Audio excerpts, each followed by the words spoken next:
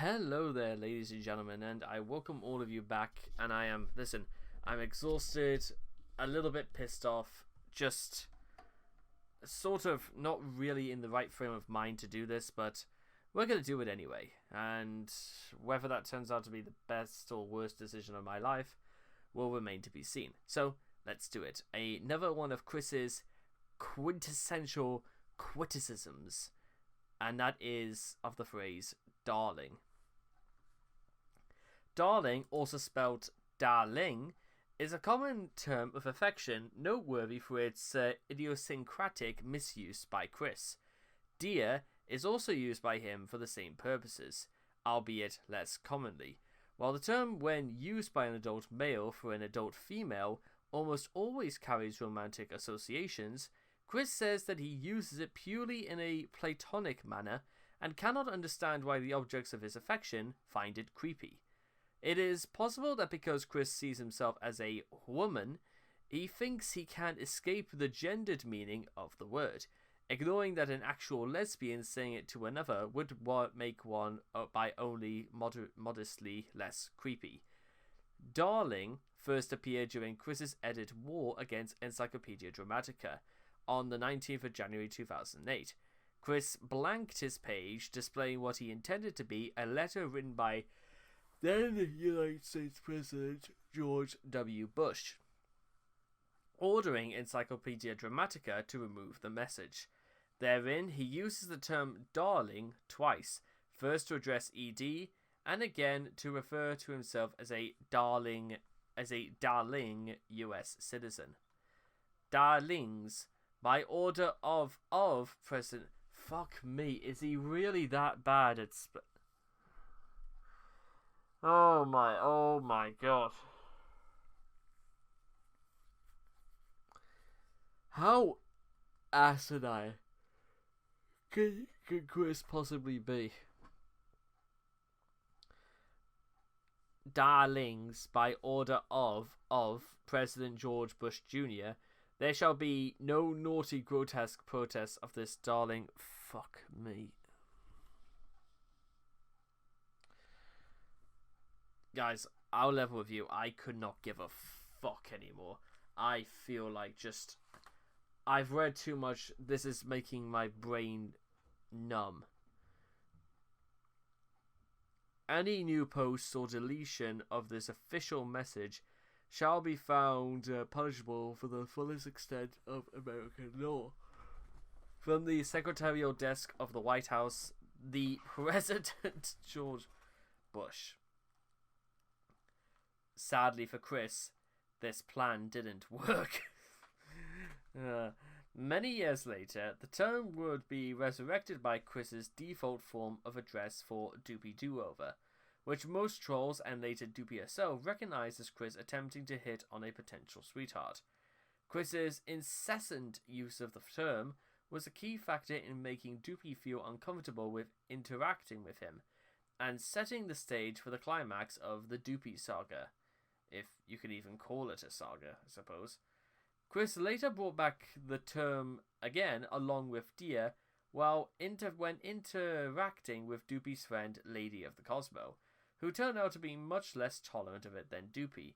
She tried to convince Chris to no avail of the typical connotations of the words, only resulting in Chris obsessively continuing to address her with them. Lady's patience with this unraveled rapidly to the point of simply cursing at Chris before he unfollowed her and she blocked him. Chris then used his sock puppet account to roleplay the proper use of the term. He has also used this on Tabitha Saint-Germain. Chris uses both darling and dear to refer to his mother. His MLP-inspired character of her is named Sugar Darling. He is heard addressing her as dear. In an April 2017 captain's log, and Claire Porter has further mentioned that he addressed Bob the way only over the phone. Chris then thinks that his use of the term is justified as the late actress Tallulah Bankhead used it liberally in movies. He wrote about this in a letter addressed to Lady of the Cosmo. However, what Chris fails to consider is that, unlike himself, Bankhead was an attractive woman who only use the terms as such while on set. What did we say before, ladies and gentlemen, about Chris? And he has a very tenuous grasp on reality. In fact, he doesn't have a test. He doesn't have that. He doesn't have anything of that kind at all. So, work that one out. Open letter transcript. Open letter. Something that grinds my gears is how people are not accepting of the neutral terms darling or dear. I use one or the other as a neutral addressing. Not everybody's... Now, Chris, I do admit that it's probably nothing to get upset about, but I suppose it's the way you use it, I guess you could say. I mean, I actually do use the phrase, when I'm addressing... When I was working in a fish and chip shop, you might guys remember, I addressed the male customers as sir or gentleman. I basically just used kind of like sir. I didn't really use gentleman or stuff like that. I just kind of like did sir, and whenever there was like a female customer, I would address them as madam and stuff like that. I never used the phrase dear because it's just not really the sort of thing you say in front of a complete stranger, is I guess what I'm trying to say. Madam or sir is a little bit more formal, and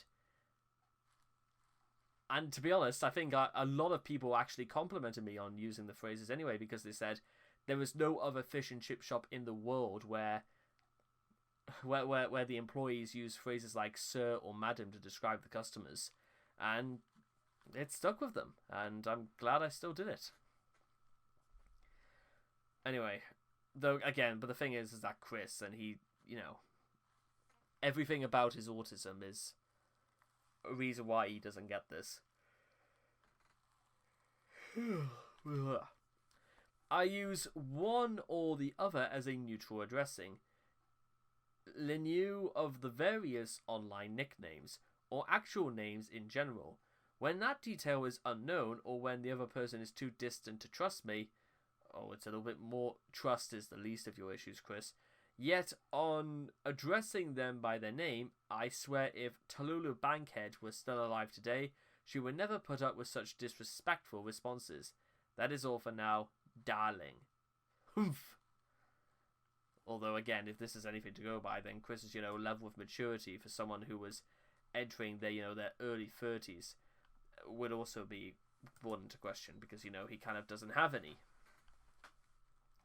And that, ladies and gentlemen, was Dahling. And we're going to just conclude this, bar really a brief sort of like thing. I'm actually going to... Can I like tilt the camera a little bit lower? Yeah, I think that's okay. Okay. File. Open letter. Open letter. So, okay, right. This is just Chris's transcript, along with a very, dull, surprised looking pony. Listen...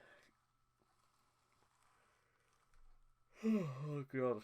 Look, I'm just going to say this once, and I'm never going to literally mention this ever again. If Chris only sort of like understood from everything that he's done in his past, and Chris cannot get away from the fact that just because he's changed genders, does that mean he's in any which way, shape or form exempt from the rules of society? Nothing about this has actually changed. And what Chris fails to understand is that it's not just... Listen, you heard me say before about stuff like sir and madam, but there's things like, intonation, the way you pronounce letters in words. There's the way you physically introduce yourself as well. Like, do you have your shoulders back? Do you stand up tall? Do your clothes have holes in them? That sort of thing. There's various means of, etiquette and that need to be undergone to actually, address other people, especially if you're trying to impress them.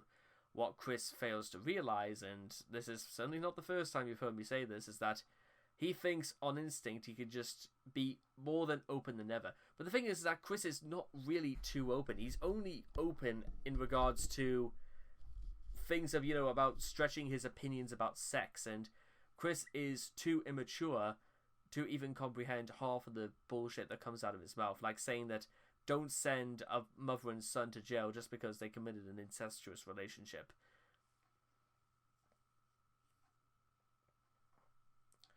Although there are much less extents when using phrases like darling and stuff like that. Because I'd say for the most part, if the Doopy Do-Over saga is anything to go by, is that it was not just Chris saying darling over and over again that was the problem. It was how petty he was in trying to just get somebody's attention. And if for anyone who's ever known anything about like Chris's history and all that, I think it's fair to say that, well, you would initially kind of like give them a fair chance, but if they if the rumors start proving to be true, then you want to like distance yourself from that sort of thing. So that's all I got to say about it, and I cannot stand the way this is spelt either. I think it's just fair to say let's just leave that dead and buried. Stick a fork in me, ladies and gentlemen. I'm done.